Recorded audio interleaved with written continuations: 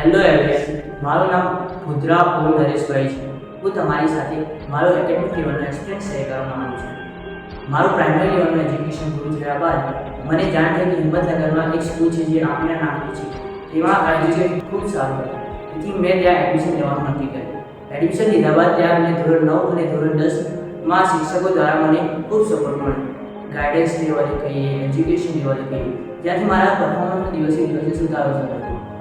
ધોરણ 10 પૂરું થયા બાદ મારી ઈચ્છા હતી કે હું સાયન્સ ફિલ્ડમાં એડમિશન લઉં. સાયન્સ ફિલ્ડમાં એડમિશન લેવા માટે પરંતુ મારા ઘરની કન્ડિશન સારી નથી, ઇકોનોમિક કન્ડિશન સારી નથી. ત્યાં આમીના સ્કૂલ દ્વારા મને સ્કોલરશિપ પ્રોવાઈડ કરવામાં આવી, જેથી હું અહીંયા સાયન્સમાં એડમિશન લઈ શકું. શાળાના વાતાવરણની વાત કરીએ તો અહીંયા ઘણા બધા સ્ટુડન્ટો કોમ્પિટિટિવ એક્ઝામની તૈયારી કરતા હતા, જેથી મને પણ કોમ્પિટિશનમાં રસ પડ્યો. મારા મનમાં ગોલ હતો કે હું કોમ્પ્યુટર એન્જિનિયરિંગ કોઈ ઉચ્ચ કક્ષાની કોલેજમાંથી કરું.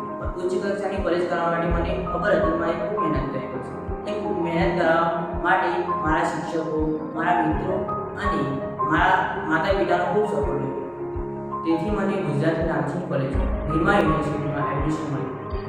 આ એડમિશન મળવા માટેના કેટલાક મહત્ત્વના પાત્રો હતા. મારા શિક્ષકો, મારા મિત્રો અને મારા માતા પિતાનો હું હૃદયપૂર્વક આભાર માનું છું. Thank you.